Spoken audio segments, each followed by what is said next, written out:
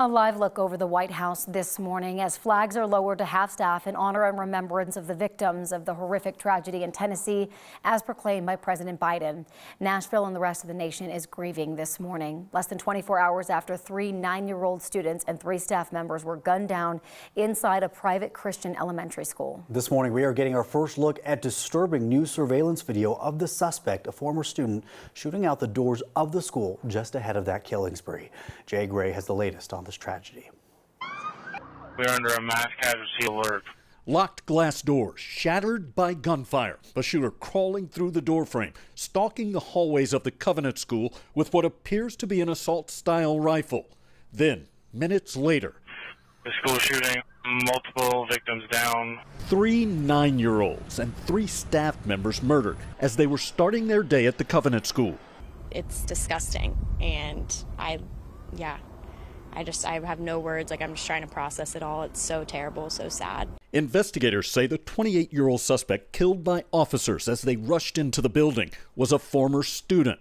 There's some belief that there was some resentment for having to go to that school, and that's why this incident occurred. Nashville's police chief says Audrey Hale identifies as transgender. That information, part of a manifesto uncovered by police who say the school was not the only target. There was going to be shootings at multiple locations, and the school was one of them. There was actually a map of the school detailing surveillance entry points.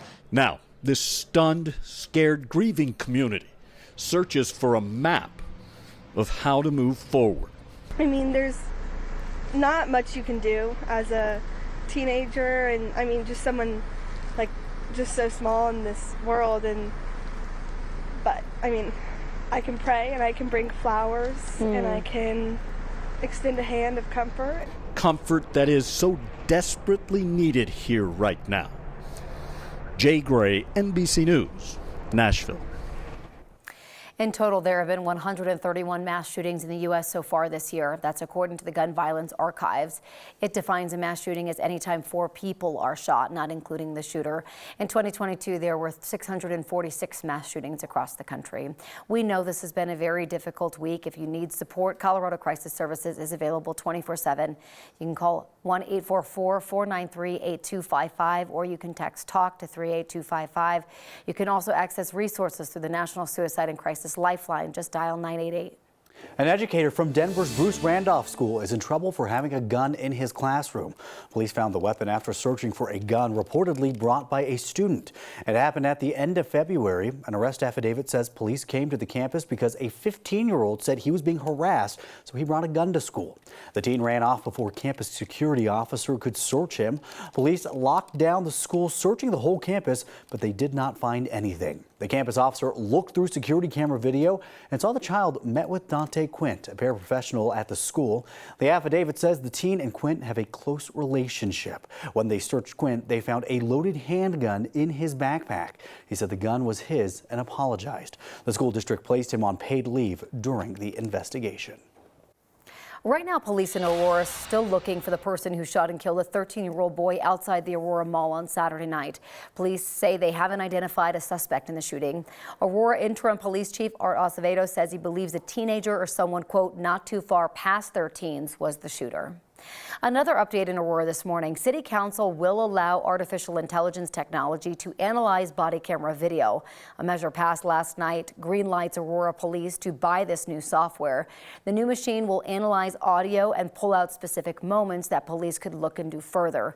The software is only looking at police's actions and words and will take out all personal information. New overnight, Aurora is the latest city to ban TikTok on government devices. Council members voted 9-1 to approve the resolution. It bans any websites or apps developed by ByteDance, who owns TikToks, from being downloaded onto city devices. It extends it to both city-owned devices and personal devices used to access city networks. They're concerned about the Chinese government getting access to user data. The White House has also given TikTok an ultimatum: either sell the company or face a nationwide ban. Colorado lawmakers are looking to get a well-known LGBTQ+ ally some national recognition. Lawmakers introduced a resolution resolution to recognize National Aurora Day.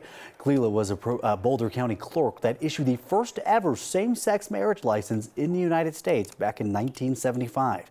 She went on to issue 5 more licenses to same-sex couples until Colorado's Attorney General directed her to stop. She died last year, sadly, at the age of 78 years old.